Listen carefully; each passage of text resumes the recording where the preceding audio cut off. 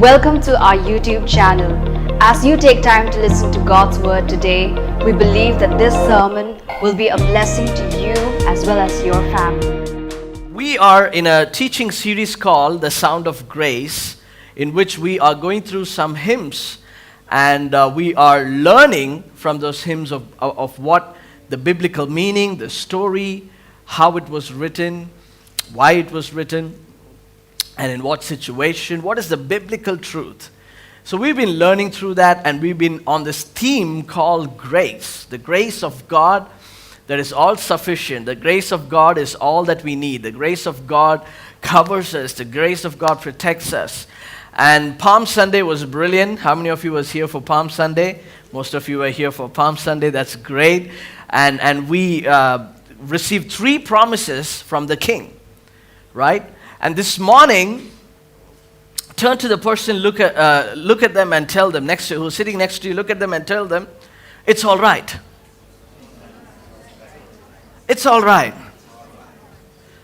Ask them, are you feeling okay this morning? If they say yes, tell them great. If they say, not so much, you can say, it's all right. Those who are watching online, you can give me a thumbs up if you are feeling good and excited about Good Friday service. It's all right. I like a talking church. The secret about me is, the faster you respond back to me, the faster I talk. The more you are quiet and you stare at me, and you look like your Aadhaar card photo, it's not encouraging for me to preach. Okay? So, the more you talk, the sooner you'll go for lunch. Is that a deal? Yeah. Only that section is going for lunch, my friends. All right, I'm coming with you. I don't think anybody in these 2 sections are going for lunch. Is that okay? That's better. Now we're all going to go for lunch later. That's brilliant. There's a verse in Psalm chapter 34, verse 18. I believe God wants to give this verse to all of us. Just hold on to this verse as I get into preaching. Psalms 34:18, it says, "The Lord is close to the brokenhearted and saves those who are crushed in spirit." Let me read that again. The Lord is close to the brokenhearted and saves those who are crushed in the spirit. The verse is on the screen. Can we read that again together? Yeah? The Lord is close to the brokenhearted. One more time. The Lord is close and saves. I hope by the end of this sermon you'll memorize that verse. I believe God has given this particular verse for this particular season, for this particular series, and for today. And it might not be a passage from, you might be expecting, Pastor, it's Good Friday, you're supposed to be preaching from New Testament. You must be preaching about the cross somewhere in Matthew or Luke, John, right? You must be going through the 7 words from the cross. We'll get there. All right? We'll get there. Today I'm going to start from Psalms and I'm going to preach all the way to the Gospels. And Carlin said, "Oh my God," she said. She's real. There was a lawyer from Chicago. His name is Horatio G. Spafford. He's a great lawyer. In fact, he was doing pretty well in real estate business as well. He was loaded with money. And he was married to a person called Anna. The pictures will come on the screen. Horatio and Anna, they had 5 children. People with 1 child, you can say, oh. Yeah, I should say, oh. They had 5 children. They had 4 girls, and 1 boy. Hey, you guys behave. 5 children. Well-to-do family, so blessed. And this is in the 1880s, not 2000s, 1880s. He had a lot of real estate business in Chicago. He was well-sorted lawyer. But when his son was 4 years old, he died because of pneumonia. And disaster hit his home, crisis hit his home, and he is left now with 4 girls. And a few years later, in the year 1871, there's this great Chicago fire that happened. In that fire, every real estate piece of land and buildings that he owned evaporated in the fire, and all his fortune and finances went in the fire. Now this is Horatio G. Spafford. He lost his 4-year-old son. He lost all his fortunes, his real estate business that he had in the shorelines of Michigan. He lost everything overnight. After this crisis hit, he realized that he needs a break, and he wants his family to take his mind off all of these disasters, and he decided to have a family holiday. But because he had some pressing matters in Chicago that he needed to take care of, he said to his wife and his 4 girls, I'm going to put you on a ship, and you're going to go to England. You're going to go to Europe. We're going to spend some time in Europe. We're not going to stay in America. We're going to go to Europe. We're going to spend some time together as a family. We need to rebuild emotionally. We need to have some strength. So let's go away. So what you're going to do is you're going to go ahead in the ship, and I will join you. So Anna and the 4 girls, the 4 daughters, in the year 1873, they stepped into the ship and they got sailing towards England. On November 22nd, the ship struck with another large vessel and sank in 12 minutes. 200 people were on board, and most of them died, in which all 4 daughters died. All 4 daughters died. But Mrs. Spafford, Anna, she was saved. She was saved, and somehow, few days later, she made it to Cardiff, Wales, and from there, she sends a telegram. The telegram will come on the screen. If you look closely, it says, saved alone. This is how it reads. Saved alone, what shall I do? Saved alone, what shall I do? Spafford lost his 4-year-old son. Spafford lost all his properties and fortunes. He wanted to escape from the loss, so he sent his family to England on a holiday.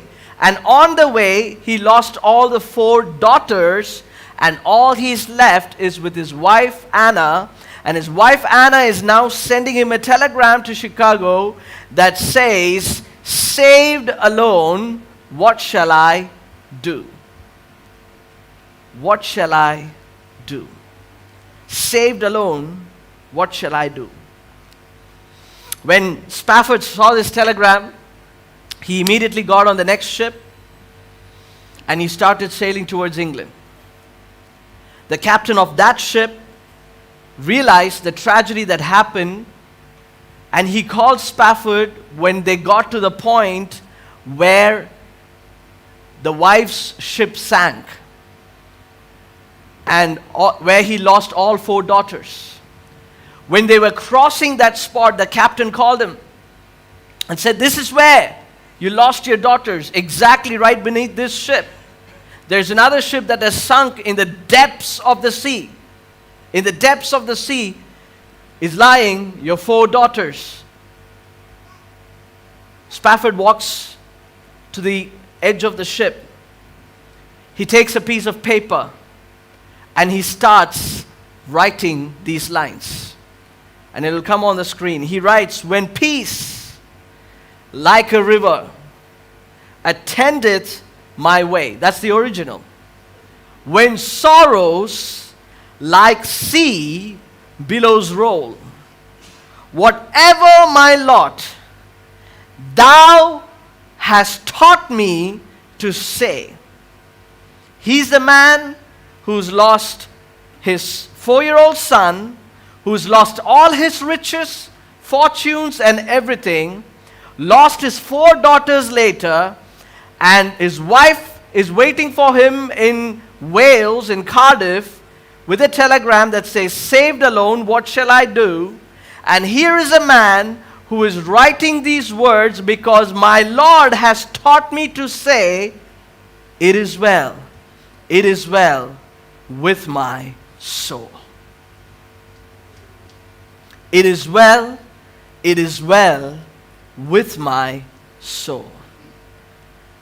I lost my 4-year-old son. It is well with my soul. I lost all my fortunes in a fire accident. It is well with my soul. I am now standing over a ship. Underneath that ship, all my 4 daughters have drowned and they have sank, and their bodies are lying under the sea that billows roll. But I choose to say, because the Lord has taught me to say, it is well with my soul." The title of my sermon this morning, you all already said it, it's all right. It's all right. Can everybody say it out loud? No matter what, you can say, no matter what, it's even if I lose my job, even if I lose everything that I have, even the very thing that I'm so fond of and that I'm holding on close to, and if I lose it, is it really? Is it really? That's the question God is asking to us this morning. What is the condition of your heart and your soul? You might be in the middle of your pain, and you might be saying, "I am all alone. What do I do, God? Lord, I don't know what is my next step. What do I do, God? Lord, I'm standing alone in this marriage. What do I do, God? Lord, I don't know what my job is going to be next. What do I do, God? Lord, I don't trust people because so many people have betrayed me. What do I do, God? What do I do, God? Everything around me seems crumbling. What do I do, God?" You might be sitting there and asking these same questions. Can I tell you something, church? Sometimes it's all right not to be all right. That's the reality. It's all right not to be all right.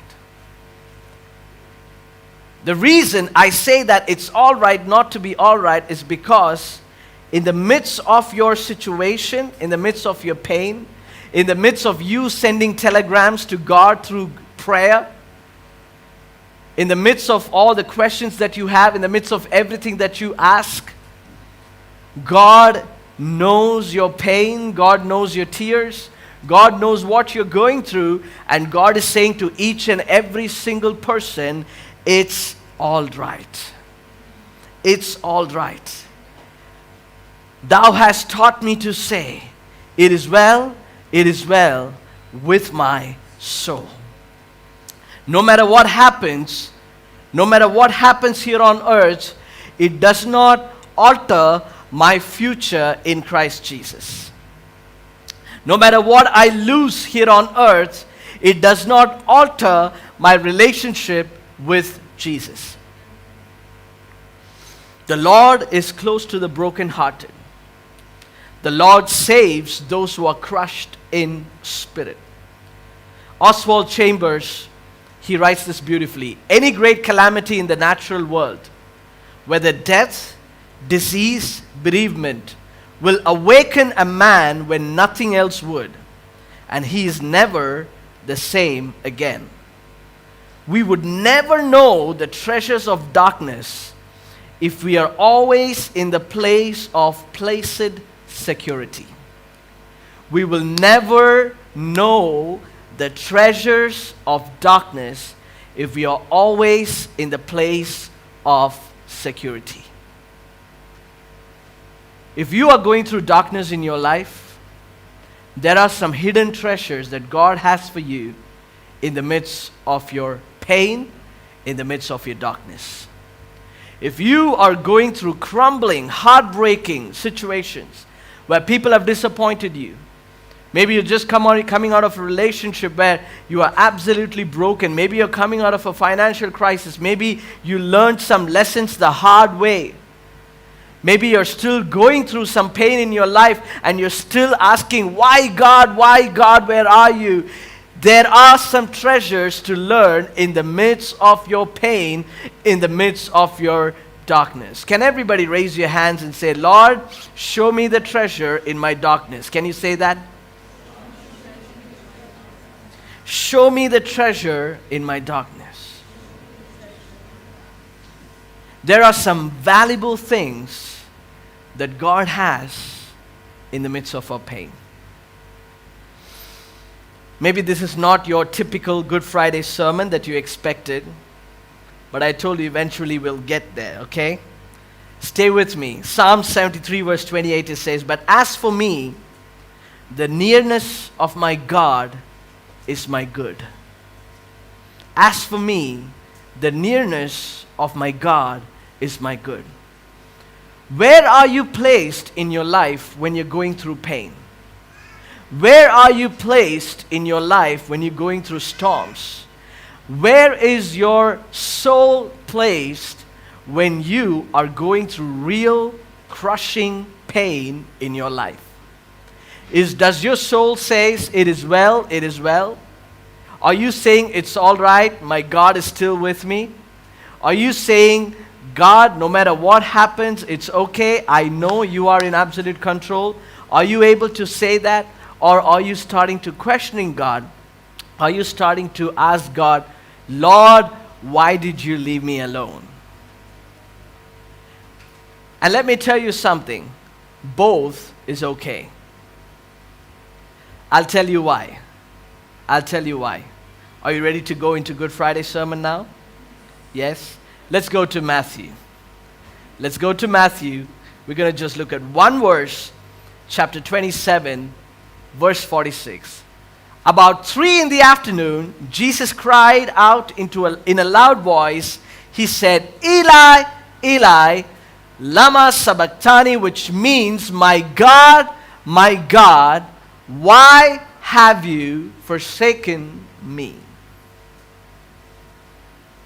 Who said this? Are you sure? Why would Jesus say this? Isn't he sounding a little bit like us? Doesn't he sound a little bit like us? Yes? I told you, if you want to have lunch, you better start talking to me. Doesn't he sound a little bit like us? Yes. I would say he sounds very much like us. My God, why have you forsaken me? My God, why is this happening to me? My God, why did you allow this to happen in my life? My God, what is my purpose? My God, what is next? My God, should I go to school? My God, what is my career? My God, we go like this, and here is Jesus, who is God, but yet he cries out my God, why have you forsaken me?" Last week we had a wonderful discussion in the Next Steps class, and we talked about, is Jesus God or is he man? And in Romans, Jesus, it says that because of one man's sin, everybody fell short of the glory of God. And because of one man's death, everybody also received hope. You see, Jesus Christ, he was 100% God and he was 100% man while he was on the cross. Watch this. You need to listen and pay attention so closely, because what is happening here is really, really important. You need to understand the person of Jesus Christ. You also need to understand God, Jesus. He was 100% God and he was also 100% human. He had 100% divinity in him and he was also 100% human in him. While he was on the cross, he was feeling physical pain. And in his physical pain, he is calling out as the representative of all the human pain that we are going through. In fact, he is feeling maximum pain on the cross. I've said this many times. The Romans, they designed cross for maximum pain. The punishment to go on the cross is simply so that they can have a longer death and they'll feel maximum pain. Jesus went on the cross, he felt maximum pain so that you and I could never say, nobody has ever gone through the pain that I have gone through. Hello?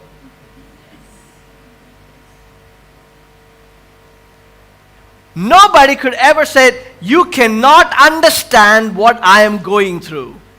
And Jesus is like, you should have come and witnessed what happened in Calvary.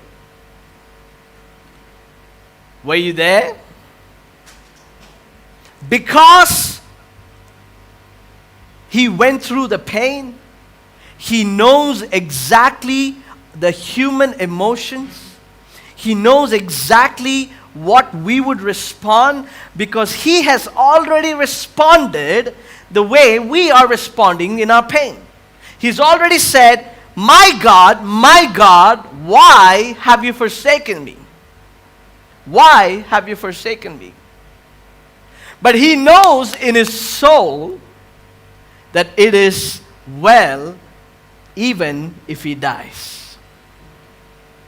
Because he made the choice not on the cross, but in the Garden of Gethsemane, when he was praying, when he was battling, when he was crying, when tears were rolling, when blood was coming out as sweat. He was so anguished, he was weak. He asked his ministry team, he asked his key leaders, can you please pray like never before? And they said yes, but they snored like never before. They were confident in the power of the team. Peter was so confident, let them come. I have a little knife tucked away. I have a weapon that is tucked away. I shall use my weapon and I shall protect the King of Kings and the Lord of Lords.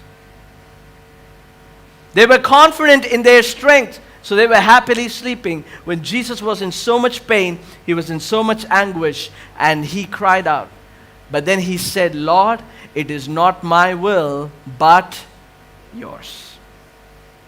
Lord, it is not my will, but yours. In other words, he said, it is well with my soul, because what I am about to go through is maximum pain. But because of this maximum pain, in the year 2022, on Good Friday service, there is going to be 3 people who will get baptized. And to witness, there will be another 70, 80 people in King City Church in Trichy. And they're all going to experience maximum grace, maximum power, maximum healing, maximum deliverance, maximum life in the name of Jesus. I'm going to just stay here and preach, because I feel only this section is realizing that we are King City Church. I don't know what is happening that side. Maybe we can put a curtain and we can have a conversation. It's a lot of young people here, and I've seen the first bunch of quietest young people in the history of KCC. Young people except the first row.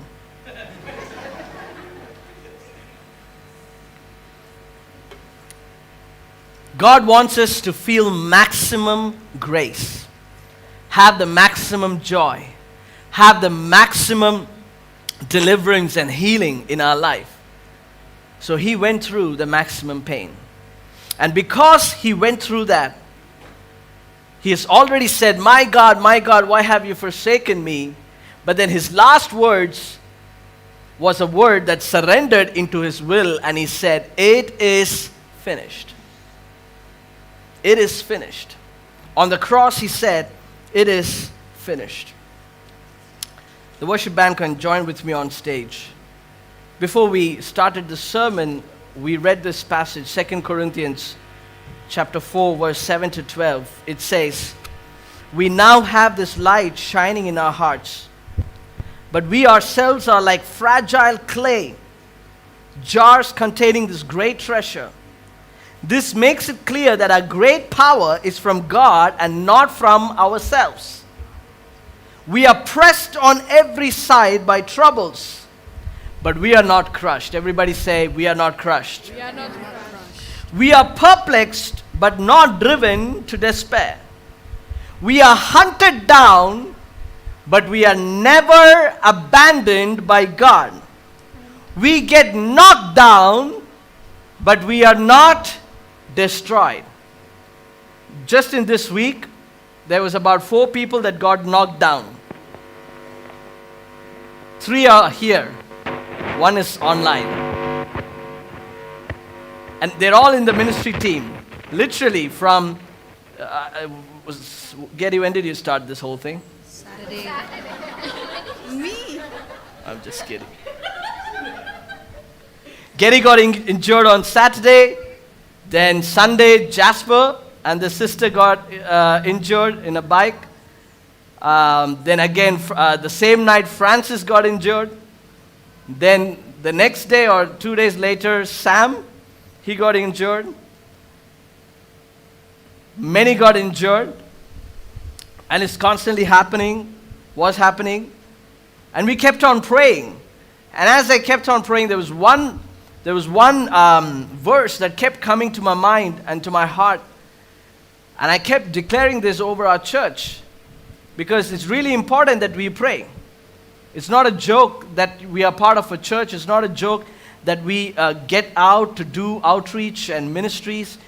We went out on Palm Sunday claiming that Jesus is King across every streets and on the main roads. The devil does not like that. He wants to rule and reign. He wants to be in control of what happens. But as we walked, we worshipped. We physically lifted the name of Jesus and we worshiped. And he knows what is about to come. He knows there's going to be baptism service. He knows, there's going to be Heart and Soul Night coming up. He knows there's going to be Easter show coming up. He knows a lot of things that is happening, right? Every time we print this list of outreaches that we're doing, we always face these kind of sicknesses constantly happening to the members of ministry team. It happened during Christmas last year. And to me, when something like this happened, it's a confirmation to say that we are on the right track in serving God. Yes. Because if the devil is not pissed off with us, if he's not angry with us, it means that he's happy with us. You don't want the devil to be happy with you, do you? No. If you want to really enjoy annoying somebody, you can try annoying the devil. There are some characters who likes to always annoy people, like, poke and do something. My wife is nodding her head, yeah, I know. And if you want to annoy the devil, walk under the blood of Jesus. If you want to annoy the devil, live a righteous life. He really gets angry when you do that. Pastor, why do all that? We'll keep him happy also, no?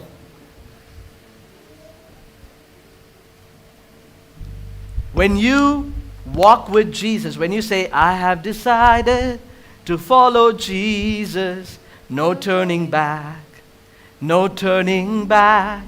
I have decided to follow Jesus, no turning back, no turning back. The cross before me, the world behind me, No turning back. no turning back. The cross before me, the world behind me, no turning back, no turning back. But many of us sing this song sometimes looking at the rear view mirror. The cross is in front of me. The devil is behind me. Devil, are you coming? Yes, Jesus, I'm focused on you. Oh my goodness, is he coming? When you choose to follow Jesus, when you choose to make decisions that is only in Christ alone, of course the devil will be angry at us. But there's this one verse that I was constantly reminded. No weapon that is formed against you shall prosper. No weapon that is formed against you shall prosper. No weapon that is formed against you shall prosper. You know why? Because of the cross. You know why? Because Jesus was obedient and went to the cross. You know why? Because he took your place and my place on the cross. Amen. You know why? Because he carries our burden, he carries our sin, and he has given us healing because of the stripes on his body. No weapon that is formed against you shall ever prosper. Amen. In fact, the devil can sit and build a bomb to kill you and your family. He can sit and build it for like 3 months. He can sit and build it for 3 years. And when he thinks the bomb is ready, and he thinks that it is now going to blow off your salvation, he thinks it's now going to blow off the faith, he thinks that it's now going to blow off everything that Jesus has built, and he presses the on-off button, and he's like, why it's not working? Amen. Wait, hang on a minute. Let me try it. Why it's not working? Oh. Why is it not working? Amen. And it's okay when this happens. It's okay that sometimes it might feel like the devil has completely blown you up, completely made your life, into chaos. Probably that's how the man who wrote this song, It Is Well With My Soul, would have felt the same way. He would have felt the same way.